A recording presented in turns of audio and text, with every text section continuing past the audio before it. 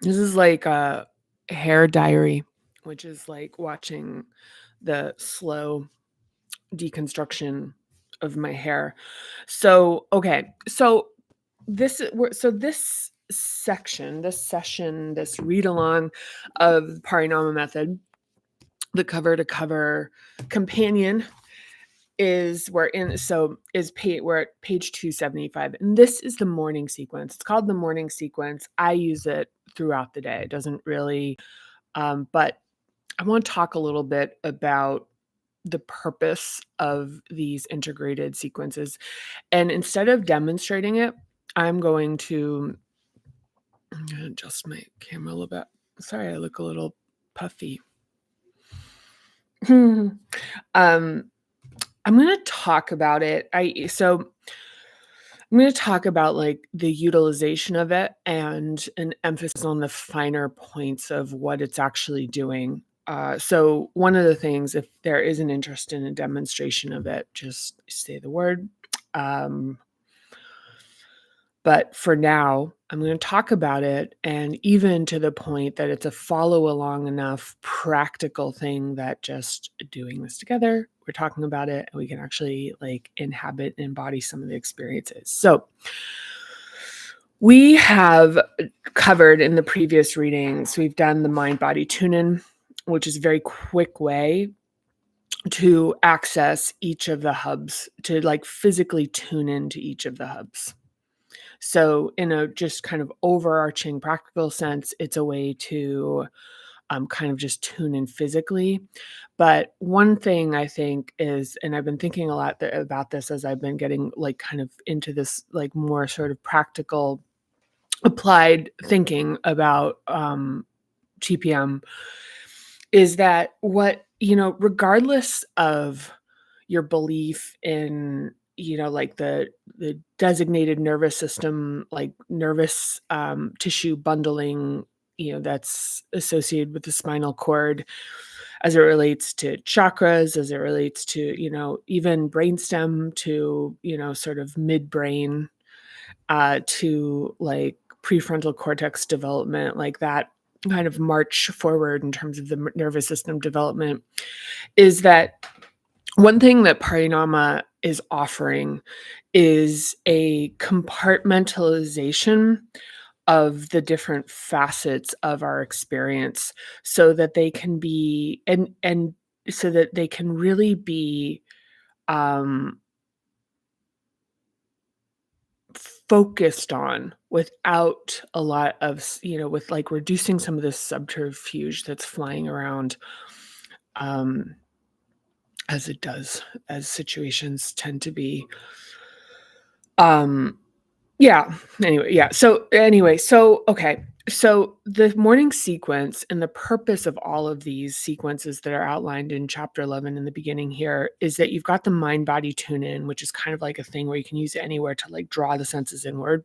And once again, if we go back to the seventh hub, chapter 10, this is one of the aspects of meditation. And it's interesting that somatic therapy is like really represents this kind, like typically non-associated component of meditation, which is like withdrawal of the senses into the body, which is something that's kind of interesting. um yeah So so there's the morning sequence, and then the classic diagnostic, which we're using to assess the situation and just come to some sense of a better like orientation if we're really overwhelmed with emotion and feeling in a situation and potentially at risk of acting outside of our best interest, because that is a lot of what is contained in this methodology. It's this very practical reality that negotiating, that conflict, that even kind of contextualizing things really supports the ability to make better decisions, gain a better footing, and get ourselves in a place where we have more time, we have more resources, we're not as that we're not in these bad deals that take our energy away from us, that are outside of our best interest in the very practical sense in the real world. So that some of this introspective processing can take place, like, so that there's a little more room, there's a little bit more freedom, and yeah, so there's that. So anyway, so then we have the body mind diagnostic, which is kind of goes along with all of this. And now we're talking about the morning sequence. Now, the morning sequence is a physical practice. And so, how do I use the morning sequence? I'm going to talk about it a little bit. And then I'm going to walk through, I'm going to read it, and I'm going to talk about like what, like, kind of like give it a little bit of, um, additional context. But the morning sequence is about like any of these practices are really about, so even to the point of, like, as referenced in previous chapters, it's like when we wake up, we're kind of like still in this sort of like like liminal sort of like, we sort of like land in a day, we like wake up and we're like, here we are. And well, sometimes there's, like, patterning, which is like, okay, all of a sudden we're just kind of back on the treadmill, or we're kind of just, like, orienting, and it's kinda like, and whatever feeling is in us, maybe from dreams, kind of dictates, like, how the day begins, and as a result, where the momentum builds from. Um so this is kind of the morning sequence is an example of something that can be used at any time, not just the morning, but which is like the bringing back into the body and bringing some kind of jurisdiction, I guess, like oversight of being like, okay, here we are. And this is sort of the kind of like, I guess, lived experience we're trying to cultivate is like one way to put it. So the morning sequence, so just high level overview, it begins with just a pretty traditional yoga sun salutation. I'm going to talk about it. I'm going to talk about some modifications. I'm going to talk about like what each of these movements represents as something that we can actually like bring into our body just sitting here without actually doing it. And then on page 276, we get into specific actions. So for, to do it as a practice in the morning, it's like the specific actions, or to do it as a practice at any time really, is specific actions that are associated with each hub, and how we can, the way I do like use this is actually will like if there's a hub that I'm really focused on, I'll just kind of jump right from the initial opening sequence and start working on the given hub. It's something I do sometimes. So let's talk about it. So here we are. I'm going to start reading. And once again, this is page 275. This is where there's kind of a break where it's like owning the book. And I mean the physical book. Some folks have the digital. And and that was a conscious decision to have that created. And one thing I've got to say is that I knew immediately that medium was not a great, like the best. It's not the best option in terms of this book. Just because in order to really be able to effectively maneuver it, it's like you really want to be using the table of contents. But the table of contents is kind of limited in terms of like, it's just going to take you to the beginning of each chapter. And so to use this book, it's like the moving around within it is like the mobility within it, like moving back to techniques and exercises, being able to reference things, and like, that mobility is not as possible in the digital version. However, it has like functionality, which is why, like honestly, why I made the investment in having it formatted and created. It's like a thing you have to like actually get that created, that the specific file for that. So okay, here we go. Let's take a hair check. It's nuts. This hair is wild. It's really wild. Yeah, it's kind of wild. It's funny because it's like in the beginning videos, you see, like, I really made an effort. I mean, even my eyes are like, have this like the puffy. Um, I just really made an effort to, like, really show up. I was like, I've been looking at the videos every now and then, like, just clicking through the thumbnails, and it's like, "Oh, yeah, let's do that again. Let's do that again." And then I show up with this. Yeah. It's kinda cool, though. I don't hate it. It has sort of a vibe. So, okay. So, a morning sequence, the morning sequence.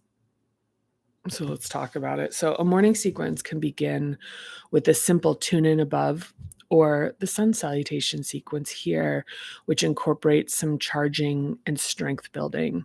Yeah. Mhm. So the sun salutation to begin movement, do 1 or 2 times, is so it's inhale. So this is something where the prompt is to inhale and then exhale your arms above your head, and then exhale them down, palms together in a prayer position in front of your heart. So, one thing that we're doing with this is like it's like the first movement is like really like expanding the chest cavity. So this particular when this is, in yoga practices where this first expanding the arms overhead and then bringing the palms to chest, resting either prayer or just over your heart, um, is like what you're doing is you're kind of preparing. So inhale and exhale. And so while we're doing this, it's like consider that the physical movement is prompting expansion here in the chest.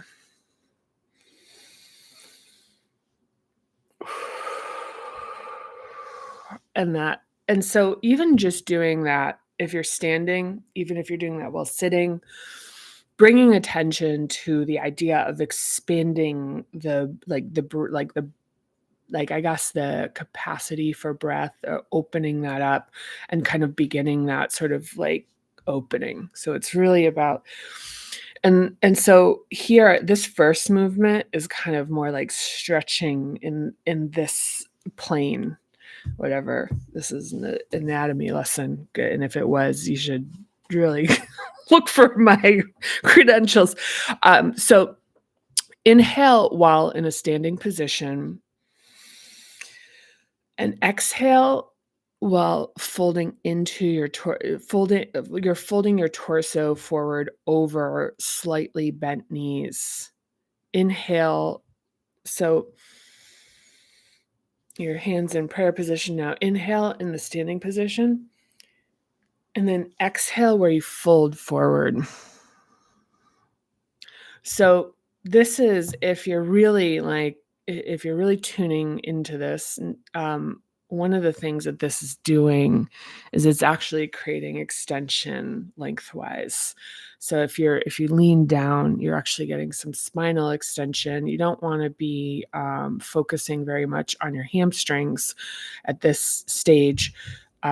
We get to that with the downward facing dog, but like so when you're like the leaning forward, so if there's tends to sometimes be a temptation to like really like keep the knees locked and like do this kind of swan dive with the like elegant like straight legs, but we're not focusing on that yet. We're really focusing on breathing, on like breath capacity in all directions in the torso. So it's like leaning forward and sometimes, it like for creating more extension in the spine and like this lengthwise to just gently rest your hands on your ears and just create a little bit of additional extension, like, little bit of additional extension to extend the spine. And then the slight lift, and then the inhale where you bring your torso parallel to the floor, and then exhale your hands to the floor as close as they get. And this can be, I mean, listen, this isn't like a choreographed routine. The notion here is to really bring this into these qualities of what we're actually like fostering and creating the environment for our breath capacity to really be able to like build and stretch and like kind in all in I don't know, what is it? Stretch in all different directions. I'm a little like not super verbose today, or articulate is I guess probably the better word. So if this has to be like a little bit of a scramble where you get down on your knees and you put your hands on the floor, that is a perfectly fine variation. And also with the, when you're like you're exhaling the torso down, bending your knees and letting your torso rest on your knees is actually optimal for like helping with that extension. So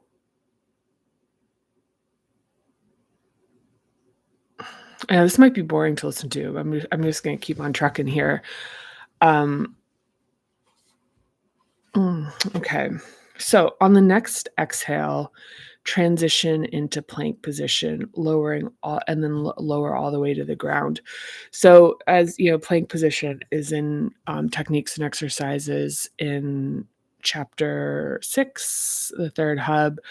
And so one of the things about plank position is actually like when I do this, I'll hold it for 10 breaths just as like an arbitrary number. It's not really try to like build a little bit of heat in this. This is most of everything that's outlined in here is like really like trying to put like lean towards the most important component of this, and that's found in a very accessible modified version of this.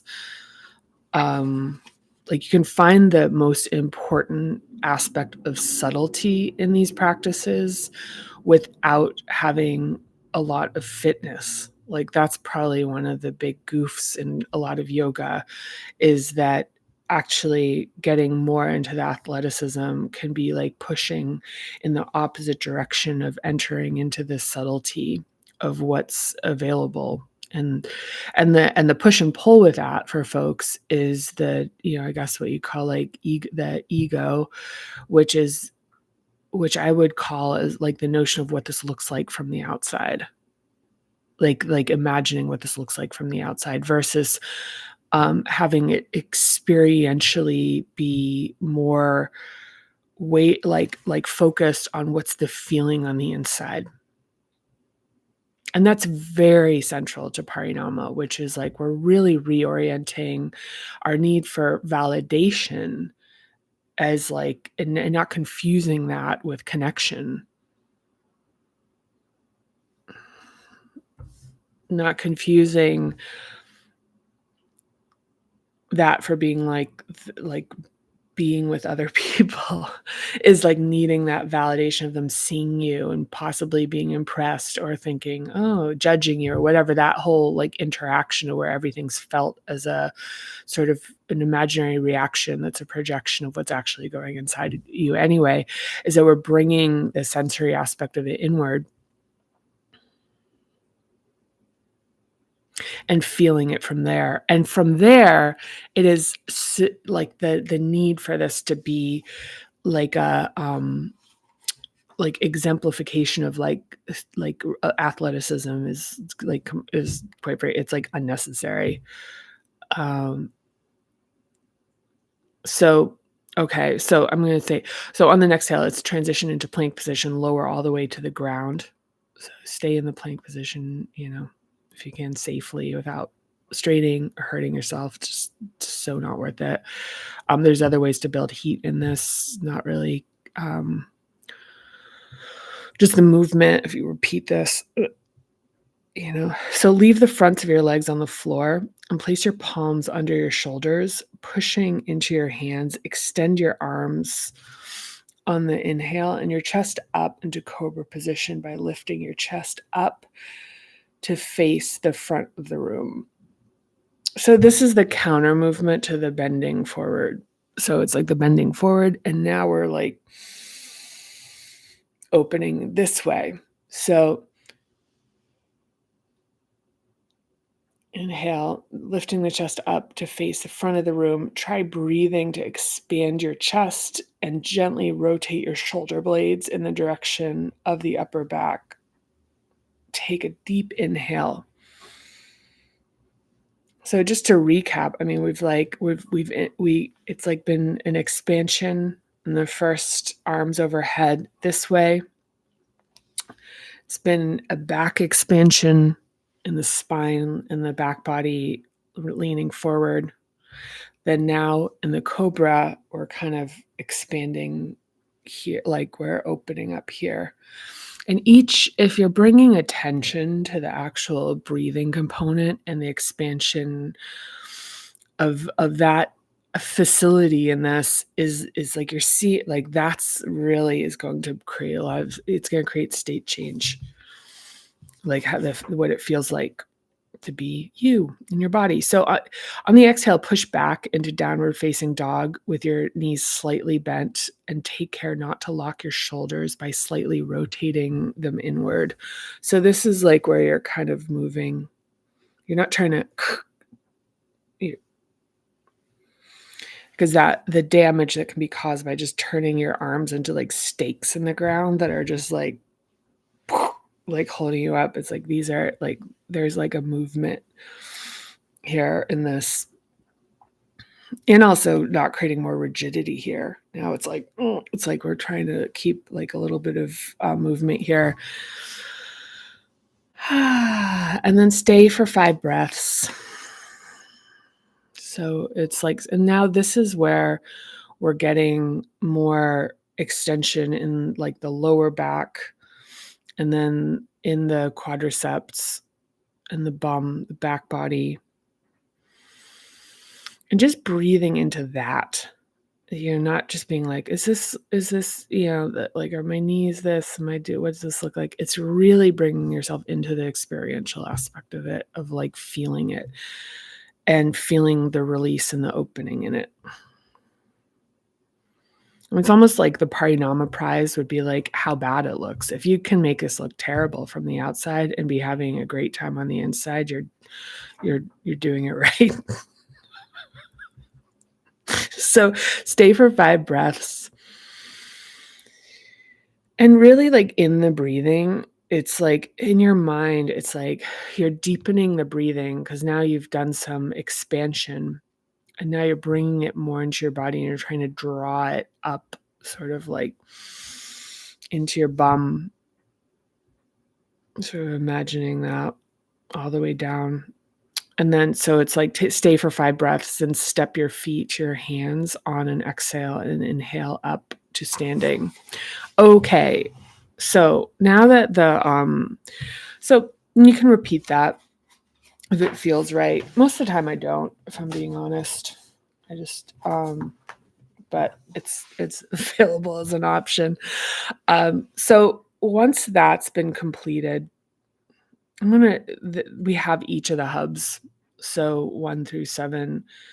So it's like we brought some movement into the body. The breathing the capacity is sort of expanded and attended to, at least just to wake it up. And now we have focuses for each of the hubs. So one way to consider this is that once you have at least feel like conversant with what each of the hubs represents, going into a day and realizing like there's a facet of ourselves, and even going back to the diagnostic, it's like there's something, it's like there's a particular aspect of either like safety or like emotion or power, individuality, or love, or whatever that is like you look into there, you're like, this is going to be challenged.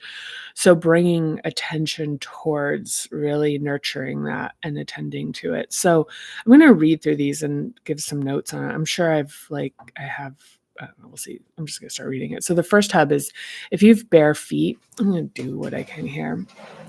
If you've bare feet, rub the soles on the carpet for gentle stimulation. And even if you're like, right now my feet are on a wood floor, is like I'm like rubbing the big toe on the sole of my feet. Let's see if I have anything mentioning this.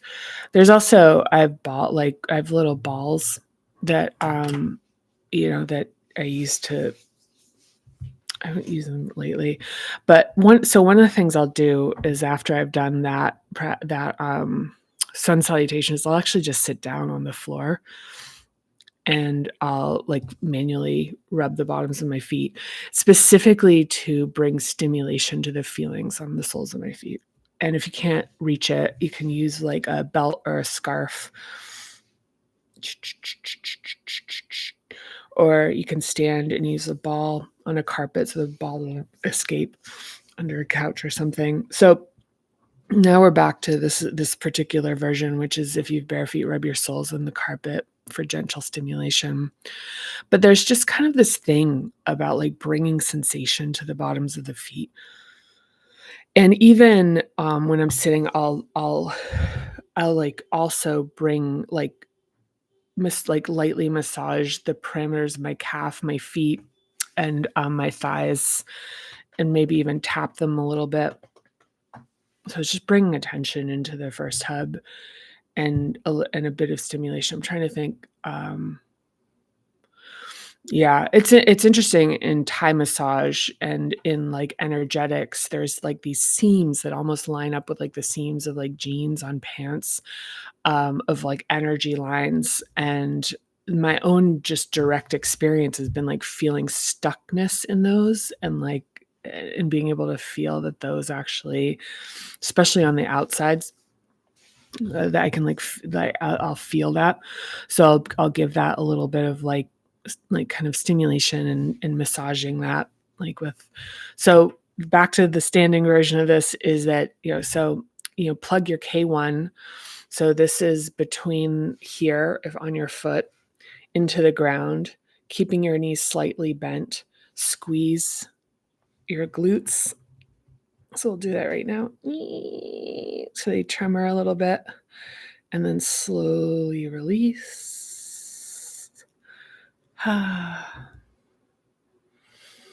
Again, this is something you can do while seated here. Some squeezing. There's a little tremor in there. And then slowly release. And then there's this sumo squat, which is bend knees, drop bum, keep toes visible for 2 rounds of 5 breaths. Try to achieve a discharging tremor by exploring the different depths of the squat. So something I've been doing lately is I go down into the sumo squat. When I come up, I actually raise my arms to the sky, and I drop back. So I do like sort of a arching thing. If I'm called upon to do a demonstration, I'll show that. But it's like the sumo squat, like down, and then in the coming up, focusing on that, and then bringing that movement all the way through my spine, and then bringing like a little tremor into the chest. But just be careful with the lower back on that. Then come down to seated. Oh, there you go. It's in here. Come down to seated and rub and pat the body perimeter. And just say, this is mine. I'm in here. Just massage the bottoms of the feet. So I guess, I don't like, so another thing with this is like, this is how I did this at one point. And now I'm looking at it and I'm like, oh, usually I'll like sit down right after I do my sun salutation. And when I'm exercising, that I'll do the sumo squat, and then I do this thing where I now extend and I do this other thing. So anyway, there's that. So the second hub. So roll onto your back with your feet planted on the floor and knees pointed to the ceiling. And so this should feel nice. Like this is something, it's like when you're laying on the ground with your back, your bum on the floor, and then your feet on the floor. Your knees are boop up. And just even giving yourself like a moment to just be sort of like caught by the solid earth and that feeling. There's like a feeling of being like, ooh, it feels kind of nice to just be able to relax into it. And then on the inhale, push into the soles of your feet and lift your hips to the sky. Now, once again with this, be really careful about your lower back in this. Be really attentive to this. Pump up and down with the breath for 4 times and lift and hold for 8 counts. So this is an activation. So this is a morning practice. So that's an activation. Then when you put your bum back down, and this is like, I think what's called bridge pose, like as a yoga pose, it's like,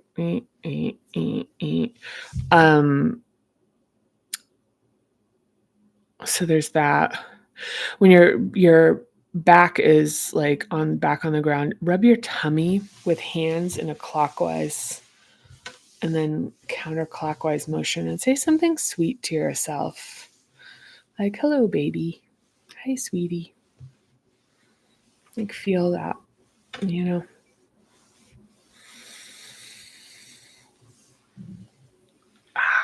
That's nice. One thing about that second hub too is that if I'm feeling, like, I'm just talking about the things I do, not necessarily like just, is that if I'm really nervous about something, I'll give this example. If I'm really nervous about something, so before like giving a presentation or teaching or doing something, and I think, gosh, it's really weird. I'm really nervous. Like is that I'll actually go into second hub because the emotional aspect of it, and I'll lay on my back and I'll windshield wiper, just bring a little movement, gently windshield wipering, and then, doing things like, and even doing a rocking. And this is something I did in the class, which is like if you're in that position, you're just kind of rocking your back. Like, it's kind of hard to explain. I don't think I'm going to do a good job of it. Without like, it's kind of just like stimming with your like torso on the ground, I guess, or you're kind of like rocking back and forth. And I'll ask myself, I'll be like, what are you worried? Like, I'll say like, hey, it seems like you're worried. And I'll talk to myself. I'll talk to like little Katie. I'll say, it seems like I'm noticing that it seems like you're worried right now. I'm rocking myself, or I'm rubbing my tummy, or I'm windshield wipering. So I'm just there's like some type of rocking movement. And I'll say like, I notice that you're worried right now. And I'll be like, is there anything you just want me to hear? Is there anything that you want me to hear? And it's wild. Like, I will say it is wild, because it's like that, the thing is, a lot of times with nerves, it's like, I'm nervous. It's just that, like, it's like this idea that it's like being like highly defended actually is like this protection against nervousness, where it's like, I find that the part of ourselves that's nervous just wants somebody to like believe in it or hear it. And so I remember this one time I was about to teach, and I kind of was like, I was really nervous. It's actually more than I've used this. This has happened certainly more than once. And it just said, I just don't want to look stupid. I was like, wow. I was really surprised to have that arise, because that isn't part of like my conscious like relationship with myself. And I was like, I don't want to do a bad job, and I don't want to look bad. I was like, I don't want to look bad. Wow, okay. And I just said, hey, you know what? We're just going to do the best we can. And what happens is what happens. Like, I don't think you're going to look bad, but if you do, it's okay. It's okay to look bad sometimes. But I don't think you will.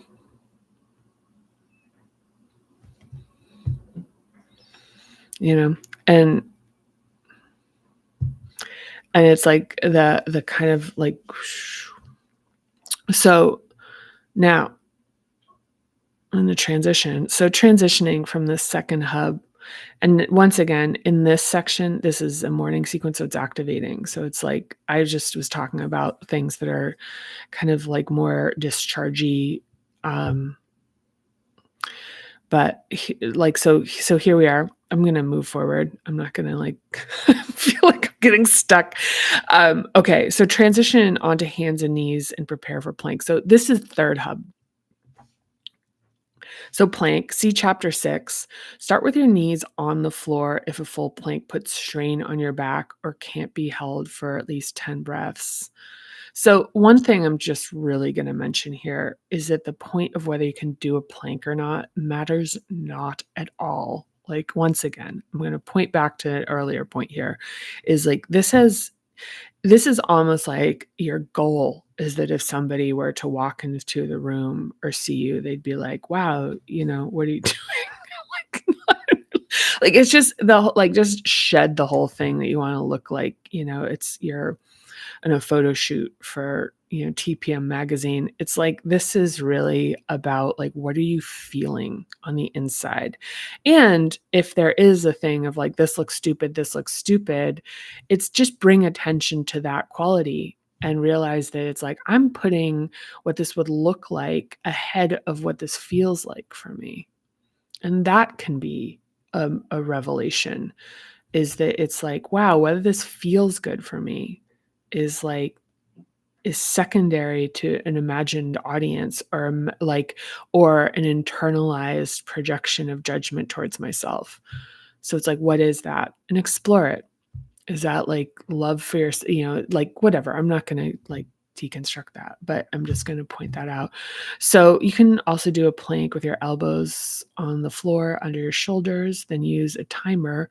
Hold your plank for as long as you can. Start by trying for 10 breaths and write the number of seconds, eventually minutes, on your journal next to the date or mark it on your calendar. So third hub is about building strength.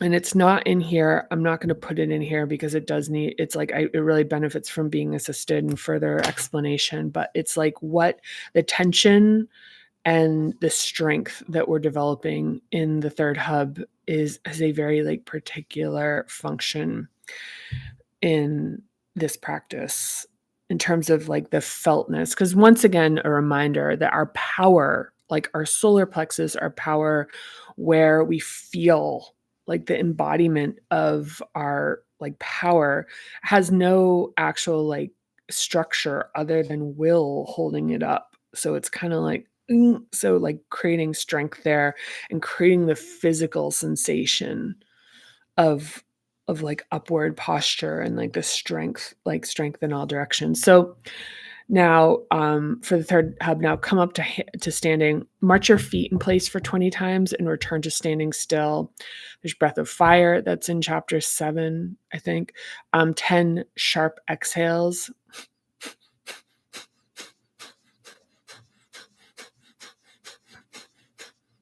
That kind of thing. Out through the nose with passive inhale. You can use this during the day to increase energy.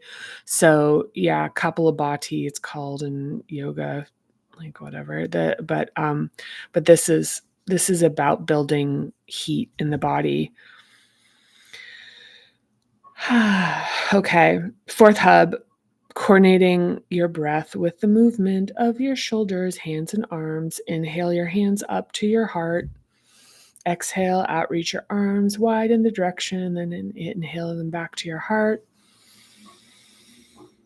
Stand still for a moment and breathe with long, slow exhales through pursed lips, like blowing out a candle. So,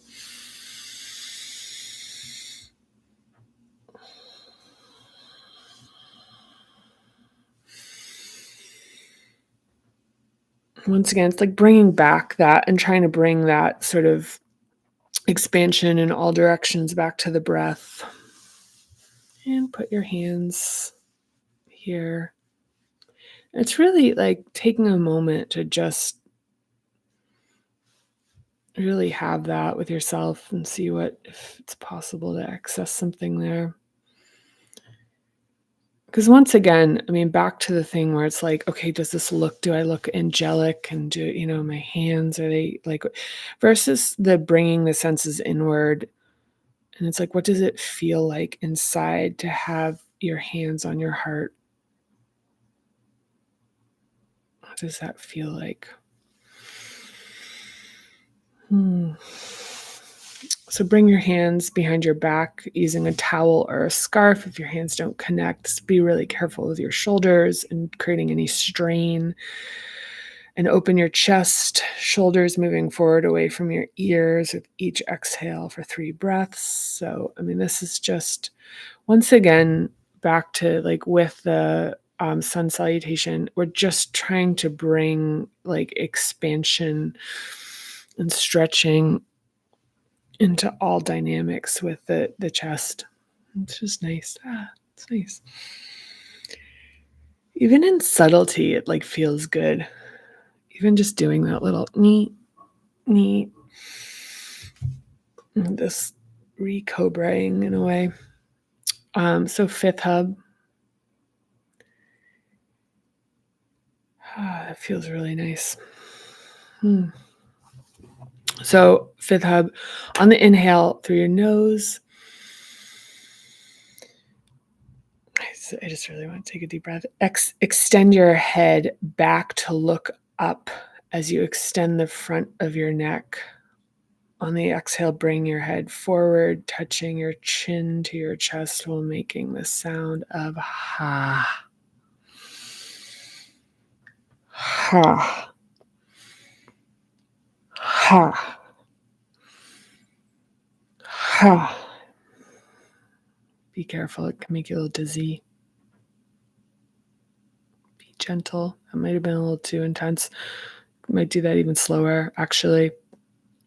Pro tip, gently place your right ear to your right shoulder for a neck stretch. Hold for 1 or 2 breaths. Repeat on the left side. My neck is really tight. So my trapezius is really tight right now. Unlock your jaw and open your mouth wide, massaging your jaw, and stick your tongue with a gentle ha or ah. Ooh, that feels good. It's surprising. Ha. Try to get a sound to create a vibration. Ha.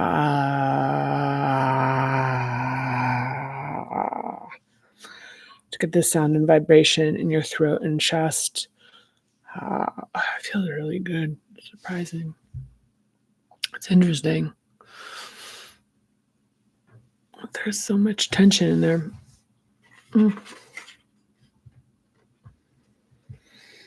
Okay, so 6th hub. Raise your eyes to the ceiling while keeping your nose pointed forward. You may feel a slight stretch in your eyes.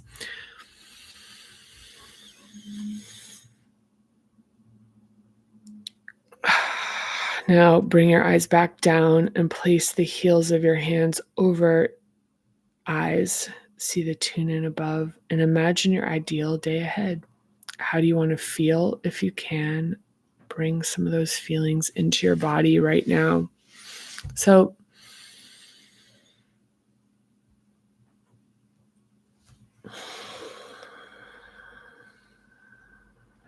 just be gentle with this. It takes very little to feel that kind of blackout curtain sense. And just imagine how you want to feel today. See if you can bring some of that into your body right now. Tap between the eyebrows, massage the temples, gently massage the brow. Use the bottom of the palms, gently massage your cheekbones.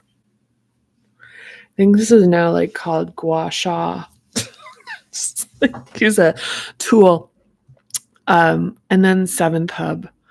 So massage your scalp. Oh, good. Perfect hair for this. Massage your scalp. Comb your fingers through your hair. Tug your hair upwards. Even tapping a little bit on the top of your head. Pat, pat, pat, pat, pat, pat, pat. Hi. Hi, Katie. And shake out your hands. Wiggle your body and tap or stomp your feet. Bring attention and movement to anywhere else in your body that calls for it. Like right now, my calves, I'm kind of moving my heels up and down. And this.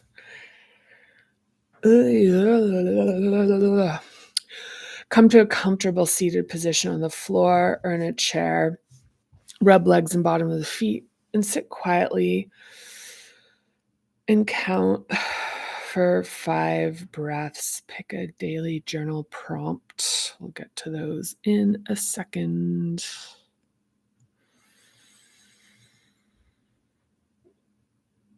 Just take a few breaths here.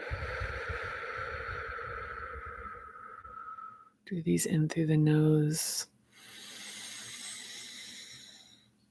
and out through the mouth.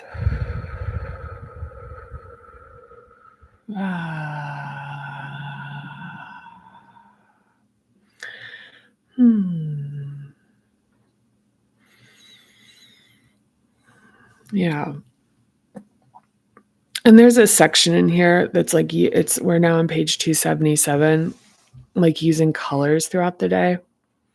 So this goes back to the thing of like the prompt. So using colors throughout the day. So colors correspond to the hubs and help with symbolism and organization. Like light through a prism, red is closest to the earth with a wavelength that's the slowest frequency of all the colors on the visible light spectrum. Violet, the color of the uppermost hub, is the shortest frequency light wave and has the lightest energy on the visible spectrum. If you're focusing on the embodiment of safety, security, and trust in the first hub, wearing a red bracelet or carrying something red can help with periodic reminders to tune into grounding into the hub throughout the day using body prompts. So after your morning practice, you can pick the colors representing the day you want to have or the area you want to tune into throughout the day. Then throughout the day, when looking at the color, tune into your intention by doing a physical prompt. 3 examples are a red bracelet to remind yourself that you're safe and to plant your feet on the floor. A yellow bracelet to remind yourself that you are powerful and to push down, rise, and expand your torso in all directions. A green bracelet can be used to remember to receive and to breathe. And one thought I'd had in the early days of this was creating like a 80s jelly bracelets collection. You can pick your jelly bracelet and wear that. Maybe I'll do that. Who knows? But anyway, that's it for today. That's all, folks. The it's like a pompadour. But yeah, so let's see. What else do I have to say on this? Nothing. I've got nothing else to say. That's it. It's been a long one. My God, it's been a long one. So I'm gonna go.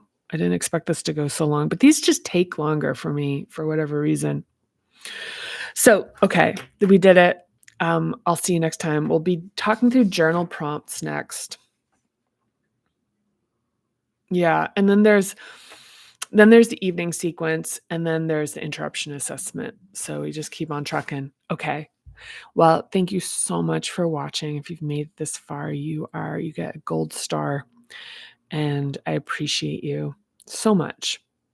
So much. And yeah, I'm looking forward to seeing you next time. Bye for now.